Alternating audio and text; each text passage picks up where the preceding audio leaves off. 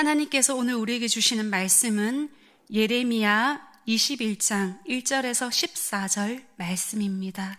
예레미야 21장 1절에서 14절, 구약성경 1083쪽입니다. 저와 여러분이 한 절씩 교독하고 마지막 절은 함께 읽겠습니다.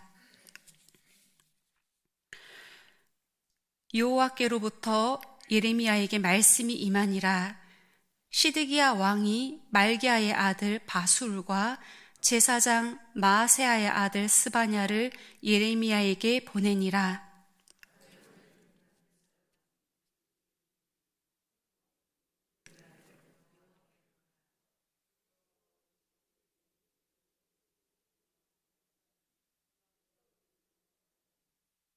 예레미야가 그들에게 대답하되 너희는 시드기야에게 이같이 말하라.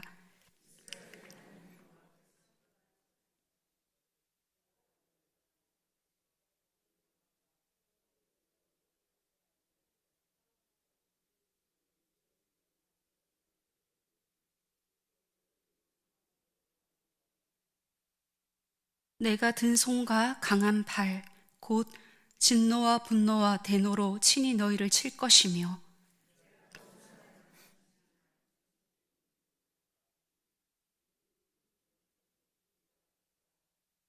여호와의 말씀이니라. 그 후에 내가 유다의 왕 시드기야와 그의 신하들과 백성과 및 이 성읍에서 전염병과 칼과 기근에서 남은 자를 바벨론의 느부갓네살 왕의 손과 그들의 원수의 손과 그들의 생명을 찾는 자들의 손에 넘기리니 그가 칼날로 그들을 치되 치근히 여기지 아니하며 긍휼히 여기지 아니하며 불쌍히 여기지 아니하리라 하셨느니라.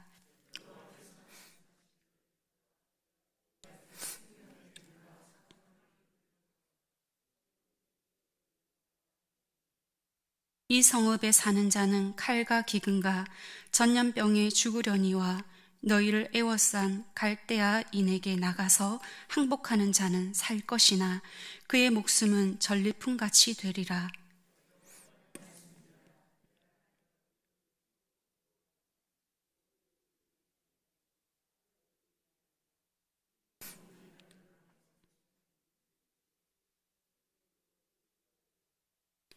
유다 왕의 집에 대한 여호와의 말씀을 들으라.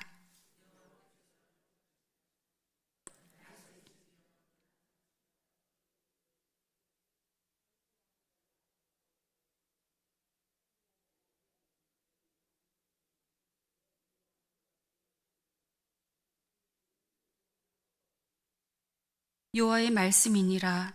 골짜기와 평원, 바위의 주민아, 보라, 너희가 말하기를 누가 내려와서 우리를 치리요? 누가 우리의 거처에 들어오리요? 하거니와 나는 내 대적이라. 내가 너희 행위대로 너희를 벌할 것이요 내가 또 숯불에 불을 놓아 그 모든 주위를 사르리라. 여호와의 말씀이니라. 아멘. 오늘 본문에 나오는 시드기야는 유다의 마지막 왕입니다. 그 전에 왕은 누군지 아십니까? 요야긴입니다. 요야긴의 다른 이름은 고니야라고도 하지요. 오늘은 먼저 22장 24절, 25절에서 하나님이 고니야에게 어떤 말씀을 하셨는지 그 배경을 먼저 살펴본 후에 그리고 오늘 본문을 보면 더 좋을 것 같습니다. 예레미야 22장 24절 중반에 보시면 고니야가 요야긴이 하나님의 오른손에 인장 반지라 할지라도 도장이 새겨져 있는 반지라고 할지라도 빼어가지고 바벨론한테 준다. 그렇게 말씀을 하세요. 이 인장 반지가 얼마나 중요합니까? 아주 존귀한 걸 이야기하죠. 이스라엘은 요야긴은 하나님의 오른손에 인장 반지 같이 굉장히 중요하고 존귀한 존재인데 그런 존재라 할지라도 그걸 빼가지고 그냥 바벨론에게 던져준다. 그렇게 말씀을 하시는 겁니다. 반지가 하나님의 손에 있어야 가치가 있지. 그게 하나님의 손에서 빼져서 던져지면 별 가치가 없어지는 거겠죠. 반지의 가치는 어디서 생기는 걸까요? 반지의 가치는 관계에서 생깁니다. 두 사람이 약혼을 했다고 생각해 보십시오. 결혼을 위해 약혼 반지를 했어요. 그러면 그 약혼 반지의 가치는 어느 만큼인가요? 그 반지의 가격만큼 가치가 있는 것이 아니고 두 사람의 사랑의 관계만큼 가치가 있는 거죠. 그렇죠? 그런데 두 사람이 약혼을 했다가 마음이 변해가지고 파혼을 하게 되었어요. 그러면 그 반지 끼고 다니는 사람이 있을까요? 없겠죠. 그거 그냥 팔아서 그냥 해치우겠죠. 그러니까 반지의 가치는 관계에서 생기는 것입니다. 우리는 하나님의 손에 있는 반지와 같아요. 우리는 하나님 손에 있는 반지와 같은데 그러면 그 가치는 하나님과 우리의 관계에서 생기는 겁니다. 우리 존재의 가치는 우리 존재가 뭘 어느 정도 한다, 그게 아니라 하나님과 나와의 사랑의 관계만큼 우리가 가치가 있어진다는 겁니다. 그러면 어떻게 해야 할까요? 하나님과 우리 사이의 관계가 계속 발전해 나가려면, 깊어지려면 어떻게 해야 할까요? 우리를 향한 하나님의 사랑만큼 하나님을 향한 우리의 사랑도 그만큼 커져야 하지 않을까요? 하나님께서 요야긴을 고니아를 하나님의 오른손에 인장 반지처럼 그렇게 귀하게 여기시면 요야긴은 어떻게 하면 될까요? 나도 하나님을 존귀하게 여기며 사랑해야겠지요. 하나님이 나를 사랑하시는 만큼 나도 하나님을 사랑하는 겁니다. 하지만 하나님이 요야긴을 반지처럼 그렇게 귀하게 여기실 때 요야긴은 그렇게 하지 못했습니다. 그렇게 하지 못하니까 결국은 왕위에 한 3개월 정도 있다가 바벨론에 끌려가고 그리고 그 대신 그의 삼촌인 시드기야가 왕위에 오르게 됩니다. 그런 상황 속에서 시드기야가 왕이 되어요. 전 왕인 요야긴이 바벨론한테 잡혀가고 시드기야가 이제 바벨론에 의해서 왕으로 세움을 받았어요. 자, 그러면 우리 이제 21장으로 가볼까요? 이 위기를 시드기야가 어떻게 극복하려고 하는가? 21장 1절을 보시면 시드기야 왕이 예레미야한테 사람을 보내죠. 사람을 보낼 때 어떤 기대를 가지고 있었을까요? 어떤 기대를 가지고 사람을 예레미야에게 보냈을까? 2절 말씀을 같이 읽겠습니다. 시작. 바벨론의 느부갓네살 왕이 우리를 치니 청컨대 너는 우리를 위하여 여호와께 간구하라. 여호와께서 혹시 그의 모든 기적으로 우리를 도와 행하시면 그가 우리를 떠나리라 하니. 예레미야가 하나님께 기도하면 그러면 지금 바벨론이 다 떠나가게 될 것이다 하는 그런 기대가 있는 겁니다. 예레미야가 기도하면 하나님이 기적을 행하시고 그러면 그 엄청난 바벨론이라고 할지라도 다 떠나갈 거야 하는 그런 기대가 시드기야에게 있는 겁니다. 여러분 어떠세요? 2절 말씀을 읽으실 때 시드기야가 믿음이 있는 것 같아요? 믿음이 없는 것 같아요? 그쵸. 믿음이 굉장히 있는 것 같죠. 그런데 정말 믿음에서 나오는 걸까? 그걸 확인하려면 그 다음 절을 보면 알 수 있는데요.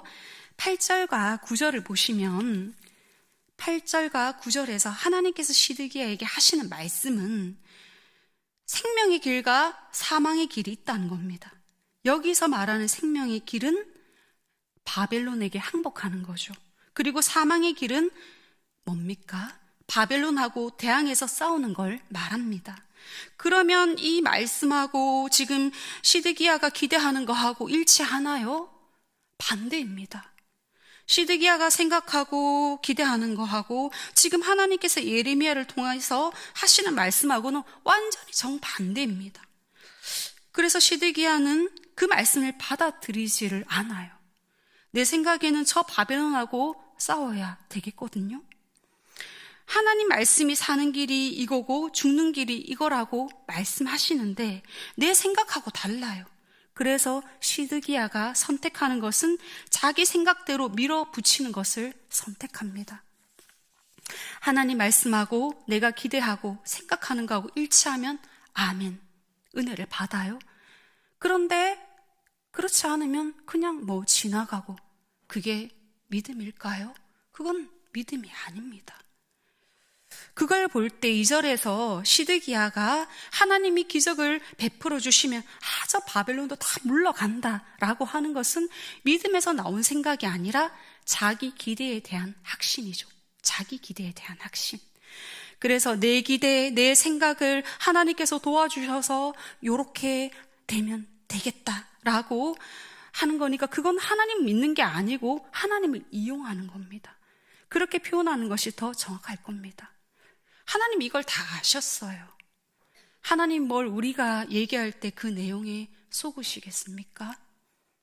그 마음이 어디서부터 왔는지, 믿음에서부터 왔는지, 하나님을 진짜 의지하는 건지, 하나님을 이용하는 건지 다 아시죠. 그러니까 하나님이 이걸 아시고 아주 단호하게, 명확하게 말씀을 해주십니다. 7절 말씀을 여러분 보십시오. 7절 말씀을 같이 읽겠습니다. 시작. 여호와의 말씀이니라. 그 후에 내가 유다의 왕 시드기야와 그의 신하들과 백성과 및 이 성읍에서 전염병과 칼과 기근에서 남은 자를 바벨론의 느부갓네살 왕의 손과 그들의 원수의 손과 그들의 생명을 찾는 자들의 손에 넘기리니 그가 칼날로 그들을 치되 측은히 여기지 아니하며 긍휼히 여기지 아니하며 불쌍히 여기지 아니하리라 하셨느니라. 하나님께서 지금 굉장히 강하게 이야기를 하시죠. 이렇게 강력하게 이야기하시는데도 시드기야는 자기 주장을 굽히지 않습니다. 자기 주장대로, 자기 생각대로, 자기 기대대로 그냥 밀어붙여서 결국은 시드기야는 유다의 마지막 왕이 되고 맙니다. 그리고 그의 최후가 어떻게 되었나요? 바벨론이 시드기야가 보는 앞에서 자기 아들들을 다 죽이고, 그리고 시드기야의 눈을 빼서 바벨론으로 끌고 가죠. 이건 너무나 끔찍하죠. 아주 비참한 처벌입니다. 그의 마지막 인생의 마지막 눈을 뜨고 본 장면이 아들이 죽는 겁니다. 그러니까 그 장면이 계속 마음에 있을 거 아닙니까? 얼마나 고통스럽겠습니까? 이 시드기야의 마지막이 그렇게 됐다. 우리가 시드기야를 통해서 다시 한번 생각해 봐야 할 것은 믿음이 뭔가 하는 겁니다. 믿음이 뭔가. 믿음이라고 하는 것은 자기 기대에 대한 확신이 아닙니다. 우리는 때로 그렇게 생각할 때가 많아요. 내가 기대한 것에 대한 확신이 믿음이라고 생각할 때가 많아요. 내 속에 내가 기대하는 것이 있잖아요. 이렇게 되면 좋겠다. 그런데 그걸 가지고 하나님, 내가 기대하는 게 이건데요, 이렇게 될 줄 믿습니다. 그러면 그게 믿음인 줄 알아요. 그런데 그건 믿음이 아닙니다. 그러면 믿음이 뭔가? 믿음은 들음입니다. 믿음은 들음에서 난다고 하잖아요. 믿음은 하나님의 말씀을 들음입니다. 믿음은 들음입니다. 그래서 하나님께서는 듣는 걸 굉장히 기뻐하세요. 그러면 사람이 왕이 되면 더 잘 들을까요? 더 잘 안 들을까요? 예. 사람은 높아지면 높아질수록 더 잘 안 들어요. 자기가 힘이 있는데요, 이 힘이 있으니까 더 잘 안 듣게 돼요. 지금 유다의 이 마지막 왕들도 잘 안 들었어요. 이전 왕들도 마찬가지였지만 왕이 되니까 더 잘 안 들어요. 그런데 그런 의미에서 좀 특별한 왕이 있죠. 왕이 됐을 때 잘 듣는 왕이 있죠. 솔로몬이 1000번제를 드리고 나서, 그리고 나서 하나님이 꿈에서 솔로몬을 찾아오셔서 너에게 뭘 해줄까? 너 얘기해봐라. 그럴 때 솔로몬이 뭘 구합니까? 지혜를 구했다고 그랬잖아요. 옛날 번역에는 지혜를 달라 이렇게 번역이 되어 있는데, 지금 우리가 읽고 있는 개역 개정판 번역에는 원문에 더 가깝게 해석이 되어 있어요. 예전에는 지혜인데 지금은 뭐라고 되어 있는 줄 아세요? 듣는 마음이라고 되어 있습니다. 듣는 마음, 이게 더 정확한 표현입니다. 하나님, 듣는 마음을 주십시오. 그렇게 솔로몬이 구한 겁니다. 듣는 마음을 주십시오. 하나님의 말씀을 들을 줄 알아야, 또 사람을 통해 하나님이 주시는 말씀을 들을 줄 알아야 지혜가 생기죠. 그런데 하나님께서 솔로몬이 듣는 마음을 주세요. 그럴 때 그 구하는 것을 너무너무 기쁘게 여기셨다는 거죠. 하나님은 듣는 마음을 이렇게 기뻐하시고 좋아하십니다. 왜냐하면 듣는 마음에서 믿음도 생기고 하나님 말씀 듣는 마음에서 정의와 공의의 실천도 가능하기 때문입니다. 21장, 22장 속에 이제 왕들이 쭉 나오는데요. 이 왕들의 핵심적인 문제는 뭐냐 하면, 왜 유다가 멸망하게 되냐면 정의와 공의가 없어서, 정의와 공의가 없기 때문에 멸망당하게 되었어요. 근데 정의와 공의가 없어진 이유는 뭘까요? 듣는 마음이 없으니까, 하나님 말씀을 듣는 마음이 없으니까 자연스럽게 정의와 공의가 그 나라에서 사라져 버리는 겁니다. 그러면 그 나라가 다시 세워지려면 어떤 왕이 필요할까요? 그 나라가 다시 세워지려면 어떤 왕이 다시 세워져야 할까요? 듣는 마음이 있는 왕이 세워져야 되겠지요. 그래서 21장, 22장에서 유다의 왕들이 쭉 보면 결국 다 실패했어요. 결국 다 실패하는데 23장에 가면 우리 하나님께서 예레미야를 통해서 이스라엘에 새로운 왕을 주시겠다고 그렇게 약속을 해주시거든요. 그 장면을 한번 보십시다. 예레미야 23장 5절과 6절입니다. 예레미야 23장 5절과 6절을 찾으셨으면 같이 읽겠습니다. 시작. 여호와의 말씀이니라. 보라, 때가 이르리니 내가 다윗에게 한 의로운 가지를 일으킬 것이라. 그가 왕이 되어 지혜롭게 다스리며 세상에서 정의와 공의를 행할 것이며, 그날에 유다는 구원을 받겠고 이스라엘은 평안히 살 것이며 그의 이름은 여호와 우리의 공이라 일컬음을 받으리라. 아멘. 유다 왕들이 다 실패하고 우리 하나님께서 새 왕을 주시겠다고 약속을 해주시는데, 그 왕은 뭘 행해요? 정의와 공의를 행한다 그러잖아요. 정의와 공의를 행하는 왕, 그분이 누굽니까? 그렇죠. 그분은 예수님이시지요. 예수님은 공의와 정의를 행하는 왕이세요. 어떻게 그러실 수 있었을까요? 그 이전의 왕들은 거기서 다 실패했거든요. 그런데 왕이신 예수님은 어떻게 거기서 성공하셨을까요? 그 이유는 그분이 왕이신데 듣는 왕이셨기 때문에, 우리 예수님이 얼마나 잘 들으시는 분이신가 하는 것이 요한복음 곳곳에 나오는데요. 한 곳만 제가 읽어드리겠습니다. 요한복음 12장 49절에서 50절 말씀입니다. 시드기야 왕하고 어떤 게 다른가 한번 들어보십시오. 내가 내 자의로 말한 것이 아니요, 나를 보내신 아버지께서 내가 말할 것과 이룰 것을 친히 명령하여 주셨으니 나는 그의 명령이 영생인 줄 아노라. 그러므로 내가 이루는 것은 내 아버지께서 내게 말씀하신 그대로니라 하시니라. 아멘. 예수님이 왕이신데 지금 어떻게 하십니까? 한 말씀도 아버지 하나님께서 듣지 않고는 말하는 것이 없다는 거예요. 모든 말씀이, 예수님께서 하시는 모든 말씀이 아버지 하나님께로부터 듣고 말씀하시는 것이어서 그분의 말씀은 곧 하나님의 말씀인 거죠. 시드기야 왕하고 왕이신 예수님을 비교할 때 큰 차이점은 듣는 마음이 있는 것과 그것이 없는 것, 그것이 차이입니다. 사랑하는 여러분, 오늘 우리에게 역시 필요한 것도 듣는 마음이 아니겠습니까? 이 듣는 마음이 있을 때 우리에게 믿음이 생기고요, 이 듣는 마음이 있을 때 우리가 이 세상에서 정의와 공의를 실천하면서 살아갈 수가 있게 되는 것입니다. 이 듣는 마음이 저와 여러분에게 있어서 참 믿음으로 살아가시는 여정이 되시고 또 그런 오늘 하루가 되시기를 주님의 이름으로 축복합니다. 아멘. 기도하시겠습니다.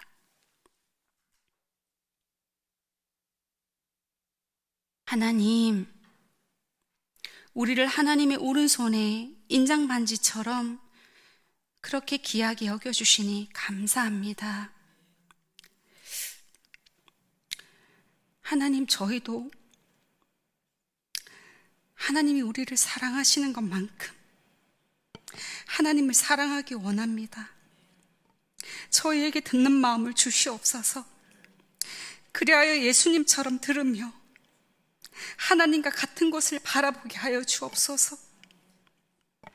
저희들 하나님 앞에서 들을 때 주님과의 사랑의 관계가 자라나게 해주셔서 완전히 다른 존재, 참믿음의 사람으로 이 땅을 세워가게 하여 주옵소서. 하나님, 또 이 새벽에 우리 성도님들 여러 가지 문제를 주님께 가지고 나와왔습니다. 참 해석이 안 되고 아무리 생각해도 받아들이기 힘든 그런 문제를 만난 일산 충신의 성도님들을 불쌍히 여겨주시고 우리의 모든 간구에 귀를 기울여 주셔서 응답받는 시간 되게 하여 주옵소서. 예수님의 이름으로 기도합니다. 아멘.